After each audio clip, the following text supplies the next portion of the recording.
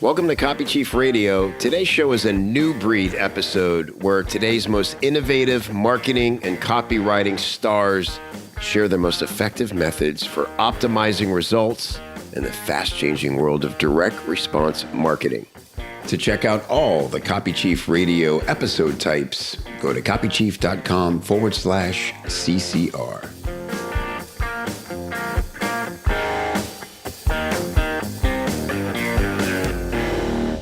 Hey friends, thanks for being here. It's me, Kev, and a great one today with my friend Gary Kopervas. I met Gary in Boston.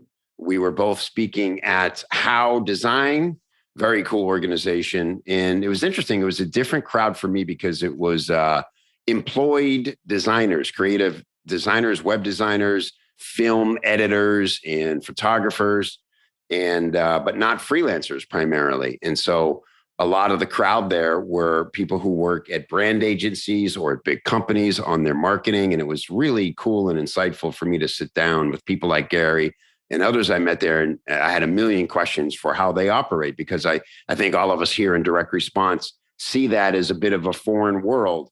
We respect the work they do, but we've never really been close to it. And so I'll let Gary kind of give you a quick resume and what he does. And he's just got a lot of really cool concepts and ideas that he teaches. And we're going to sort of dig into some of his work today and talk specifically about story frameworks, because he believes, like we do, that no matter what you're writing, B2B, B2C, you've got to connect with the human being on the other side of the messaging. So Gary, thanks for being here, man. I'm really excited about this conversation. Yeah, Kevin, happy to be here. Really looking forward to this day since we met in Boston, and really enjoyed hanging with you out there. And it's going to be fun to talk today. Yeah, thanks, man. So let's just get a little background and kind of what do you wake up thinking about every day and how did you get to this place? What do I wake up thinking about every day? It's creative in nature. Ever since I was a little kid, I was always moved about expressing myself. And one of the first things I started to do was really draw cartoons. I was a kid like most kids, doodling on paper, doodling on walls, doodling on my cousins, wherever I could draw something. So I loved the creative expression. Like most people, we grow up and we either continue doing what you want to do and what you love to do, or go get a regular job. So I was happy and lucky enough to work in ad agencies right out of school, where I just got to write for clients. Happy to have a job where I could go in and people paid me to be creative. That's when I first realized the minute people pay you to be creative, you have to be creative on demand. Right. And that was not just when, spirit moved me. So it took me a little while, but I realized, I think I always believed that I think we're all born with 64 ideas in our heads. And once you run out of those 64 ideas, you got to find ways to generate new ideas. And that's when I got fascinated with process and, as creativity and process are always words that seem to fight each other. But I was always really fascinated with creative people. And I got to meet, and I'm still friends with so many cartoonists who write, who draw, who think. So every day I wake up trying to find something interesting and new to talk about and bring to my teams, bring to my work, bring to clients. It's keeping that freshness. That is, we need it, but it's hard to maintain sometimes. So that's why I try to stay curious and ask questions and hang out with people like you. Let me be clear. So was the art part of it? You said, get paid to write early on. Was it just writing? Was it art, more, or both? Well, it was interesting. A few years ago in my advertising / new product development experience, I started to realize, and even as early as elementary school, people start to put you in those boxes where, if you write, just write. If you're an art director or if you're a picture person, just create pictures. Someone mentioned along the way, in fact, it might have been even at the Boston conference, it was one of the speakers talked about that. You get to a point in your education where people go, if you like to write, you go to English class. If you like to draw, you go to art class. And you never connect again. And I was always fascinated by both. At some point realized I'm a bit of a creative misfit because I've never been able to, fit into a box, because I'm a cartoonist who writes, but then also a writer who loves to draw odd little pictures about things that I see and things that I feel. So advertising gave me an opportunity to do both. So I went from advertising into new product development, where we develop products that don't exist, and that requires a lot of thinking and writing and drawing. So that has maintained throughout my, entire career. And now I'm in brand consultancy. I work for a company called Finch Brands in Philadelphia, where we help brands, startups, and companies in between how to tell their story in a way that's compelling and leverages all the possible media channels. So things have definitely changed, and the need to think and write and design, it's incredibly important right now. Yeah. And like you've mentioned, visually, it's important. And we were talking before we got on, and I was mentioning to you that that's been a big shift in our industry of direct response, where for the longest time it was all words on a page, and then it was words on a screen. And now we're in an age where bigger publishers are doing full scale video production, what we still call video sales letters, hour-long movies, essentially, to sell the product.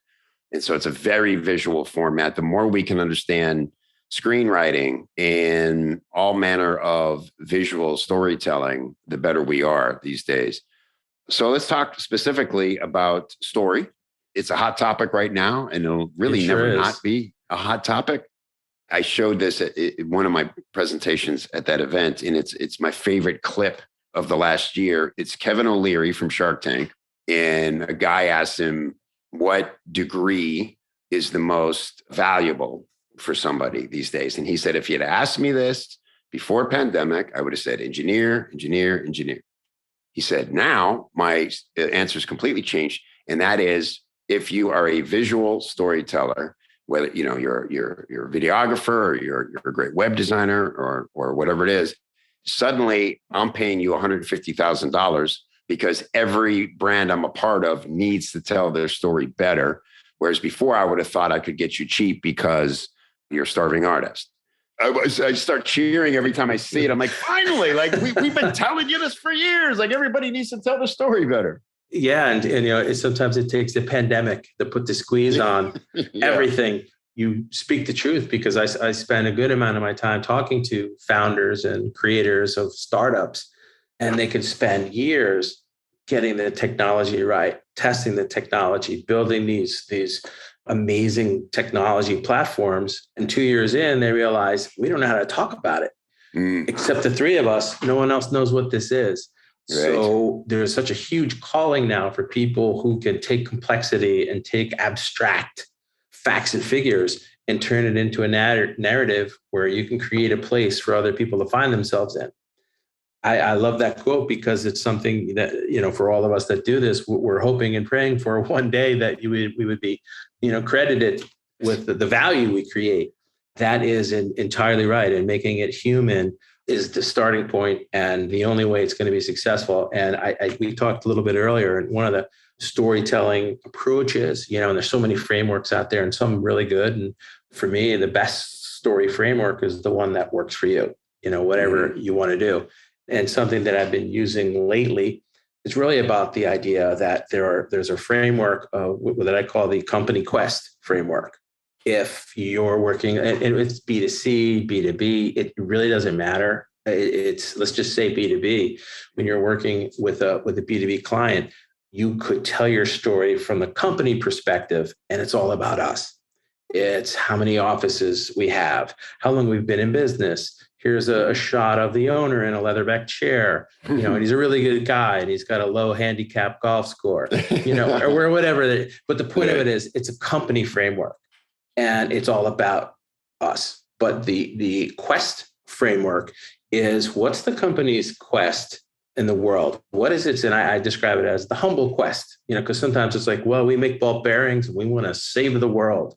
It's just like too big a gap. Yeah, right. But your humble quest is not necessarily trying to change the world. You're just trying to improve my little part of it, and to be believable. So when I work with let's just say B2B clients, it's through an interviewing process and an honest interviewing process is that you try to cut through the fluff and the veneer and really get to the idea of what is that humble quest that whether it's a ball bearing company or a healthcare company is to have real honest conversations with the stakeholders and owners and figure out what is that humble quest versus the company story. And a good way of describing it is that when I'm interviewing clients in that kind of immersion phase, I talk to them about two things that you have to be really conscious about. One is your reason for being and your reason for buying. And honestly, 99% of clients, and I'll say even more so for B2B clients, it's always about reasons for buying. They could go on for days about reasons for buying our product. Here's another reason for buying, which is very much as like it's coming from the perspective of the company saying, here's what I want you to spend money on. But our reason for being is a totally different question. And I have to be honest, so many times I got blank stares and a little sweat bead from stakeholders of companies going, our reason for being is to make money. It's like, no, that reason for, being is making money is just a wish and it's an outcome. What is your reason for being? What is that quest that people could be attracted by and want to help you accomplish? Only when we get past that point of the company story and the reason for buying into a reason for being, the sky's open. You start at that moment to tell a different story. And that is the difference between a company and a quest. It's the hardest thing to do. And many times it takes some convincing for stakeholders within a business to say, no, I think that's something we want to do. We want to engage people and not just brag. Wow. Just convince them that it matters, that it's important, that it makes sense, because they just don't think, they don't ever enter that, right? They're so focused on metrics and data and growth. I think of it as like when you were saying that the reason for being, I'm like, what void would be created if you weren't here? Like, what are you actually doing as a company beyond producing your product that matters? And if I think of it that way, I can start to identify companies that matter versus ones that they do a good job at what they're doing, but would we miss them if they went away or somebody just crop up and replace them? It wouldn't be that big a deal, Yeah, and that's the creating that emotional connection, even for a B2B company. And you're seeing more and more of that where B2B companies, particularly younger companies, where Gen Z and millennials have a greater ambition than just making money for companies. And that's why it's an easier, and I work with a range of companies and old school and sort of new school, upstart, up and coming kind of companies. It's almost not an issue. We're dealing with a lot of young companies that I work with. They want to get to our reason for being. They want to function at a higher level than just reason for buying, because more traditional legacy companies are like, let's just selling copy should be direct to the point, ask for the sale, go for the close. And it's a value proposition and we're out. And I think a lot of companies that are newer and run by younger, we'll call it, millennials and such, it's non-negotiable because they see that also when you start to focus. And this key point is that when you focus on our reason for being and not just our reason for buying, you start to build culture. Everybody knows about the talent wars right now, and companies need to bring talent in. And the best, I'm going to take a wild generalization, but the best talent wants to work for a company that has a reason for being. I bet you're right. Yeah. Flat out. Right. Yeah.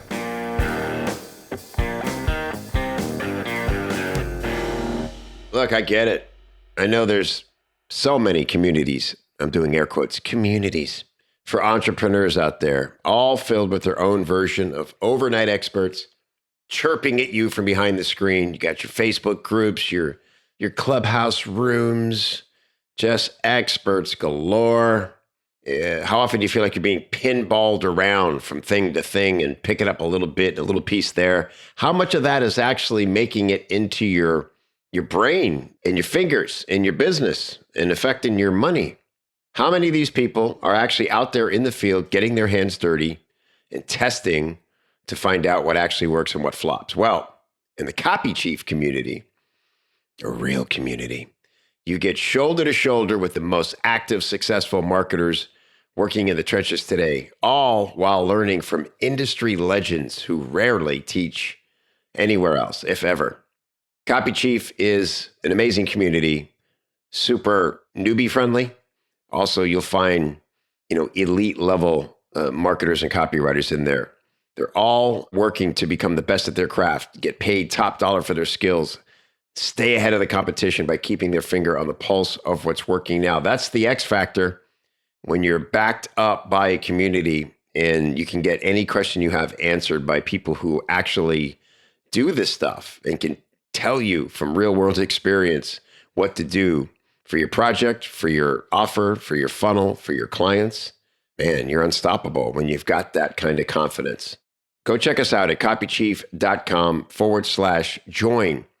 If you've never been a member, you're going to see what you've been missing and you're going to say, where has this been all my life? And if you've been a member in the past, I would invite you to come and check out all the new stuff. We've completely updated all the tech. So we're on brand new platforms. Everything is slick and smooth and easy to access. And it's never been better.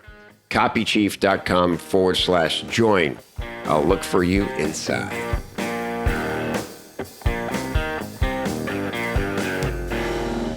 Can you think of an example of a company who struggled with a reason for being and then came up with one with your help, with your prodding, and you were able to bring it to life?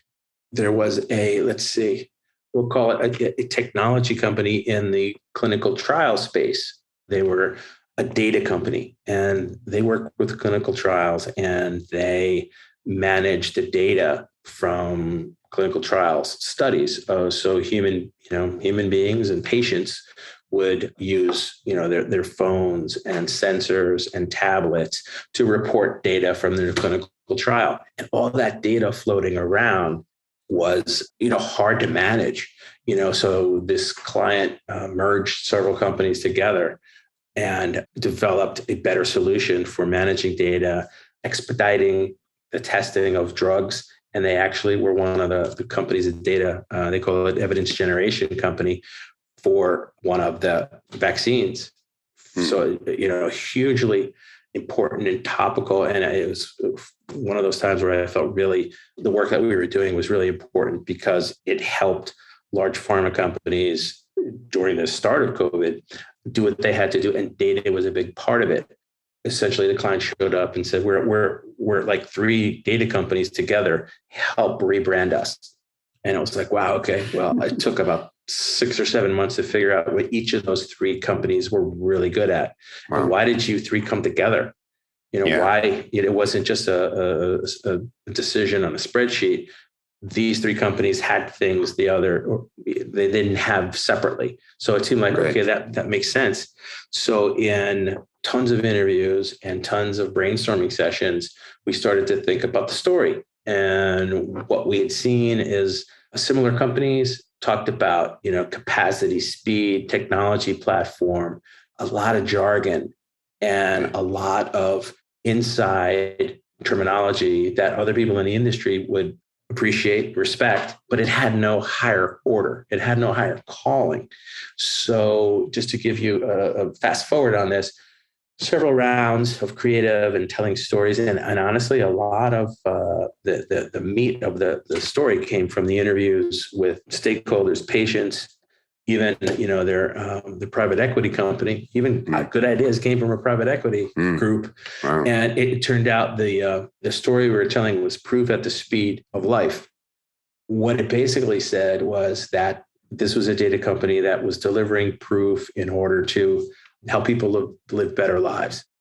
All of a sudden, proof at the speed of life was a different story. And it was their reason for being. It was not a reason for buying for Pfizer or Novartis to buy this technology solution. So it was essentially a technology solution that all of a sudden had a heart and a soul and a purpose.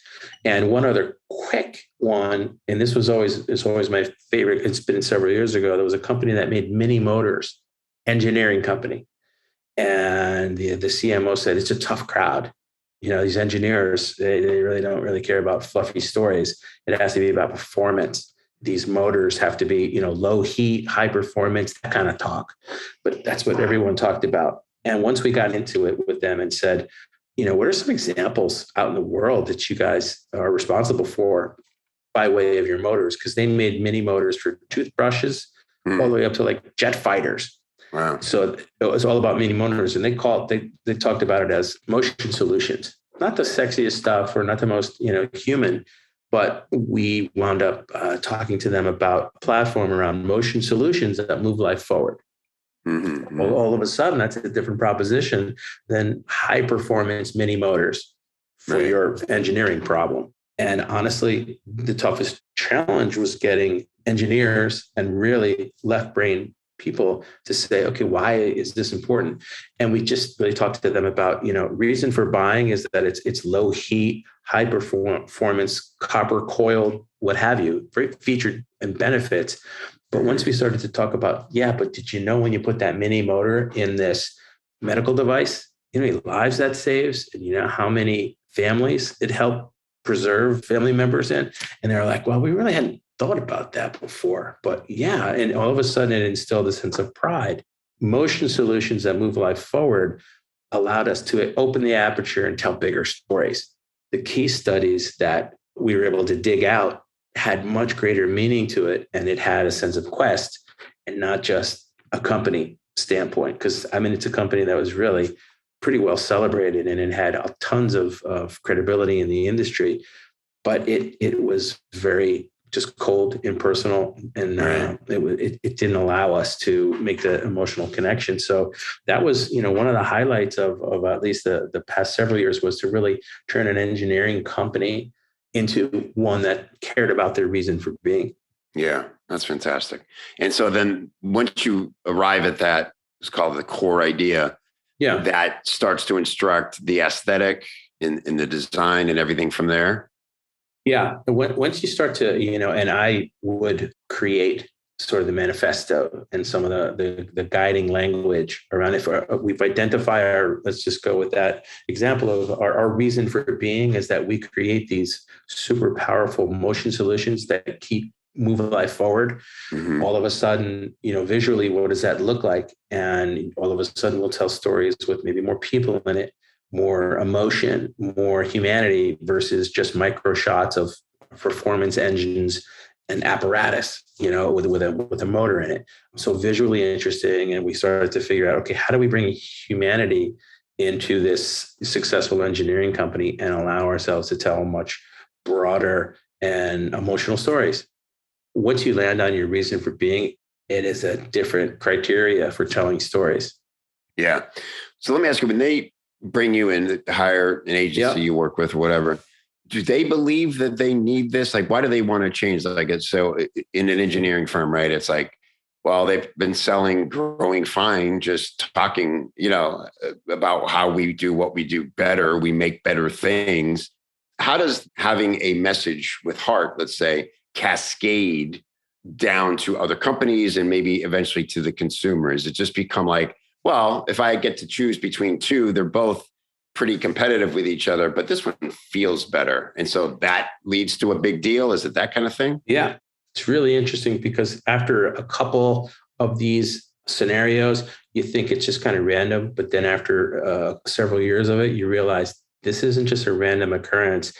This is just fact. And the truth of it is the difference between a company that bets its reputation on reasons for buying and what is a company that's reason for being is often leadership. And honestly, it doesn't work if you go in and try to tell a bigger story that's emotional and you do it from the middle up. It'll never work because if the C-suite doesn't buy in, the C-suite doesn't see the value in it, it's really hard to do. And some of that clinical trial, the data company, the mini motors, and several others, a lot of fintech I work with, all CEO level going, we need to do this because it's time to do this, either competitive pressure or surprisingly, two of the three I just mentioned was hiring. We need to create a brand that has a soul to it and has a very clear reason for being, because we need to attract not just the very best talent we can, but the most passionate group of people who can get behind this quest and grow this business. Because there were instances where there was maybe a CMO senior, but not the uppermost senior. It's a hard sell ultimately to a CEO or a decision maker who has not been brought in early. And that's why the best examples of this is when CEOs are part of the process. When you get a CEO to agree to an interview and walk them through an hour of just questions and ask, what's the ambition? Truly a question like, really, what is the ambition of your business? I've seen CEOs go, hell if I know. Wasn't it to just make money? Will you really stop me with that? Here, turn the recorder off. Wow. I'm not sure. What do you mean? It's like, what is the ambition of the business? I mean, the bigger story. That's why the best experiences were ones where we got companies to talk to each other in ways they haven't talked to each other before. And then all of a sudden, once that emerges, once that quest and that reason for being reveals itself, all of a sudden the company, the culture is invigorated, it's energized, and everyone is on board. And we live in times now where, you talk about the Great Resignation, that alone. Right. If you can't get people to buy into your reason for being, they're probably not going to stay there long. That's right. That's such a great and relevant point. I actually just had this yesterday. I gave my quarterly rah-rah speech to my team because we use EOS and we just did our Q3 thing. And man, it was the first time I've done one. And it felt so good to just remind them of our core values and why they're all here. Right. And because I realized, and I just said it on the spot because it occurred to me, it's like, look, no company can be the richest company where people can't be plucked. And headhunters, it's an industry for a reason, right? Yeah, some people are going to leave for money, but people will stay for the cause, for the reason for being, like you're saying. So, but that's makes total sense now that you turn, especially like you said, in millennials and Gen Z and everybody else, that's important to them more so than it's been to any other generation. And so that alone is worth investing in a campaign like this. Yeah. And to your point about the ripple effect of it is that once you feel it in the culture, which starts at the top, where we see where CEOs are really bought in and they're living the brand. And there are companies where it's like, they're not living the brand and it's all talk, and that's when things start to fall apart. But I think there's that ripple effect from the CEO to the C-suite to other leadership, all the way through the culture. When you get that holistic feeling of a reason for being, and we're seeing more. I mean, people always bring up, Patagonias of the world. There's an interesting way we talk about it at Finch now is that, the holistic brand has two rotating pieces around it, which is, employees live the brand and customers love the brand. And when you can merge those two things together, those are the brands that we're seeing being truly successful right now, and many of which are startups or a few years old who just have been built on their reason for being. Because it's really hard when a legacy company is trying to, change the direction and go from a reasons for buying company to a reasons for being company. It's a painful process. It's like someone trying to squeeze into jeans that are like way too small. Yeah, we used to see this on Twitter a lot when big corporations decided it was time to get hip and get on Twitter, and they would completely boff it, right?